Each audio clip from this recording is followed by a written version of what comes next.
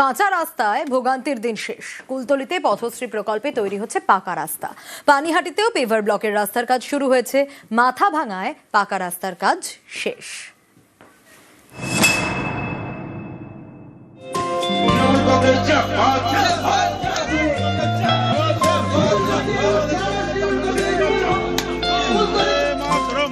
দক্ষিণ 24 পরগনার কুলতলি, এখানকার দেউলবাড়ি দেবীপুর গ্রামে পথশ্রী প্রকল্পে তৈরি হচ্ছে ঢালাই রাস্তা। প্রায় 15 কিলোমিটার। স্থানীয়দের দাবি, এই প্রথম গ্রামে পাকা রাস্তা তৈরি হচ্ছে। এর জন্য বরাদ্দ করা হয়েছে প্রায় 13 কোটি টাকা। সম্প্রতি রাস্তার কাজ শুরুও হয়ে গিয়েছে। হাঁটা যেতনি, এখন তো এই খরু শুকনো হাঁটতে পারতে, একবেলা বৃষ্টি হলে লোক যেতে পারত না। কত লোক পড়ে হাত পা ভেঙেছে। ভালো হবে হলে চলাফেরা, বাচ্চা কাচ্চা স্কুলে যাওয়া, গাড়ি ঘোড়া যাওয়া, যাতায়াতের এত অসুবিধে, খুব সুবিধা হবে আমাদের যাওয়া আসা চলাফেরা। কুলতলি বিধানসভার 6টা রাস্তা আজকে দেউলবাড়িতে শুধু উদ্বোধন হচ্ছে।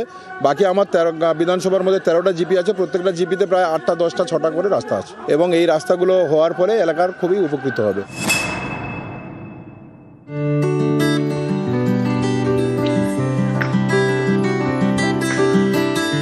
উত্তর 24 পরগনার পানিহাটি, এখানেই সিআর রোড। সোদপুরের সঙ্গে বারাসাত এবং ব্যারাকপুরের সংযোগকারী গুরুত্বপূর্ণ এই রাস্তা নতুন করে তৈরি করা হচ্ছে। প্রায় 4 কিলোমিটার পেভার ব্লকের রাস্তা তৈরির জন্য পথশ্রীতে বরাদ্দ করা হয়েছে প্রায় 8 কোটি টাকা। এই রাস্তাটা আমরা কোনোদিনও ভালো দেখিনি, এই প্রথম দেখলাম। রাস্তাটা খুব সুন্দরভাবে ব্লক বসে রাস্তাটা খুব ভালো হয়েছে তৈরি, খুব সুবিধে। পথশ্রী প্রকল্পের জন্য অনেক ধন্যবাদ মুখ্যমন্ত্রীকে। সিআর রোড হচ্ছে বারাসাত রোডের বিকল্প রাস্তা। যদি ঘোলা কদমতলার মোড় থেকে সোদপুর বারাসাত রোড যদি কোনো কারণে বন্ধ থাকে, 8 নম্বর গেট ধরে চলে যায় হচ্ছে বিটু রোডে। একদম গির্জার মোড় থেকে এফোর রোডের শুরু থেকে রাসমণি মোড়, রাসমণি মোড় থেকে সুভাষ রোড যেটা হয়ে ভোমলা মোড় থেকে এই রাস্তাটা প্রায় 6-7 কিলোমিটার।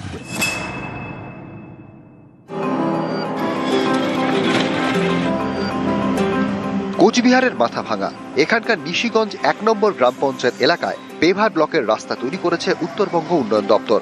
2.5 কিলোমিটার এই রাস্তা তৈরির জন্য প্রায় 3 কোটি টাকা খরচ হয়েছে বলে দাবি। এখন তো যে 6 মাস থেকে বড় বসানোর পর রাস্তা খুব ভালো হচ্ছে।